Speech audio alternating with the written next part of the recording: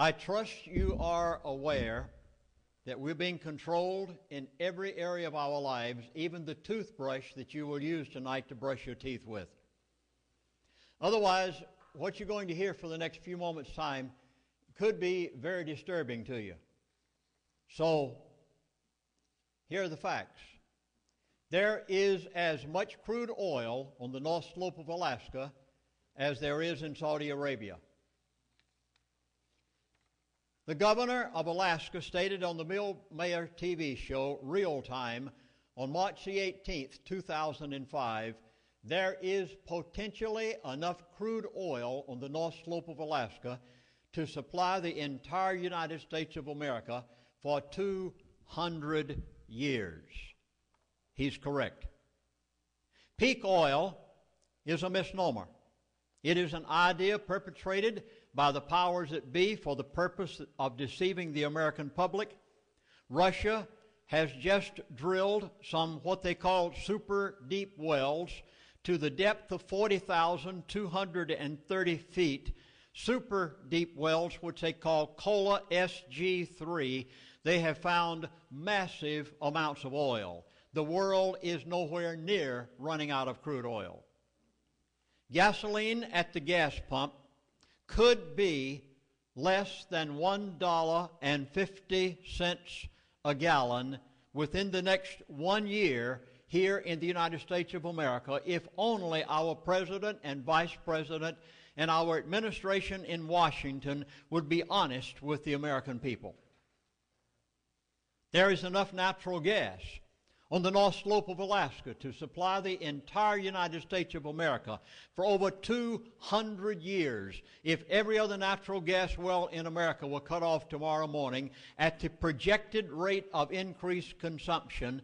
Every 24 hours at Prudhoe Bay, Alaska, on the North Slope where the large oil field is, they pump back into the ground 1 billion cubic feet of natural gas that comes up with the oil. You did hear correctly. I did not say million. I said 1 billion cubic feet. And just in case you would like some details and would wish to follow further with what I'm saying to attempt to prove right or wrong, try this one. Contact someone you know that works on the North Slope of Alaska, or anyone that has any contact with anyone there, and ask them this. They are using 48 747 type jet aircraft engines in order to pump that 1 billion cubic feet of natural gas back into the ground every 24 hours. If you want details, we can go as far as you'd like. Dr. Stan Monteith, you know who I'm speaking of, don't you? Very famous radio talk show host, very conservative individual. I've been on his station, on his program many times in the past year. Dr. Stan said to me a while back, he said, Lindsey, I like to prove what I have on my show. He said, can you in some way verify the information that you're giving in your book, The Energy Non-Crisis, and the other things that you have to say? And I said, well, Dr. Stan, for you, knowing who you are, and the fact that you will not tell false about what you hear, I say, yes, I will give you the name of an individual who right now is working for BP Oil Company. As you remember, BP bought out Arco, and BP and Arco were basically the ones that produced the entire Prudhoe Bay oil field, east and west side, Arco on the east side, BP on the west side. And I said, I will give you the name of an individual who still works there, that was back there during the days when I was there, that saw the Gull Island field brought in and proven. Dr. Stan Monteith took his phone number. I will not give his name for protection because this man has said, if you can ever get a congressman who will make a congressional investigation out of this, he said, I will appear, even though it might cost me my life and my family. So I said, Dr. Stan, I'm sure you'll keep it there, and therefore I won't give his name tonight. But Dr. Stan called him, found out he does work for BP, verified who he was, and his question was, is what Lindsey Williams says in his book, The Energy Non-Crisis, true?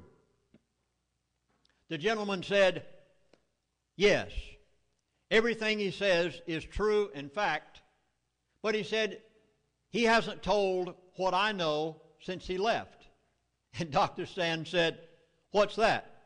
He said, "Since Lindsey left the Prudhoe Bay oil field as chaplain, we since have discovered another field as large as Gull Island. America has everything we need on the North Slope of Alaska."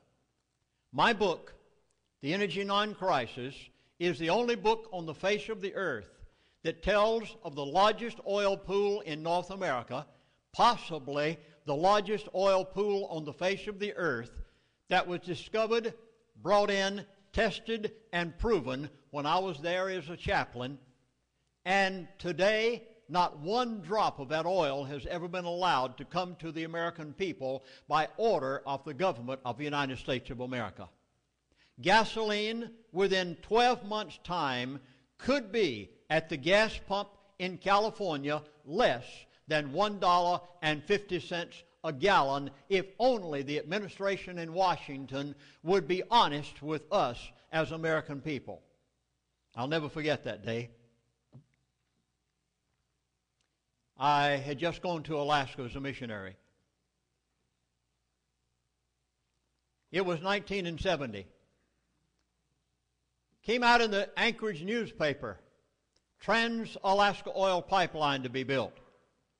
25,000 pipeliners to converge on the state of Alaska to build that 800-mile pipeline, 4-foot diameter, largest pipe ever constructed on the face of the earth for carrying of crude oil, $12 billion to be spent in 3 years' time, 25,000 pipeliners to converge on the state of Alaska. The first thing that came to my mind was, as a Baptist missionary, 25,000 of the most cussingest, drinkingest, onerous folks on the face of the earth.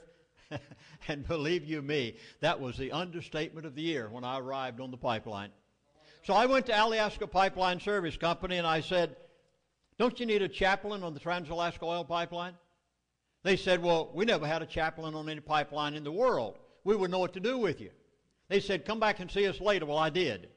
I guess persistence paid off, because after a number of months they finally said, "All right, we'll let you have the northern 7 camps, including the big oil field at Prudhoe Bay, down to Galbraith Lake and the Brooks Mountains, and go up there and see what you can do. Just hold a worship service in each one of the camps once a day." Said the men don't know the difference. After all, they worked 6 weeks on, 6 weeks off, 12 hours on, 12 hours off. They don't know what Sunday is, and I did. About 6 months later, Mr. R.H. King, I'll never forget him, Mr. R.H. King came to me. He was a personnel relations man with Alyeska, and he said, "Chaplain, we never knew what value you would be to us." He said, "You're literally saving us thousands of dollars of counseling fees that we aren't having to pay, and we have just voted to give you executive status if you will accept it." And I said, "Well, Mr. King, what does that mean? I've never been an executive on anybody's board but the Lord's."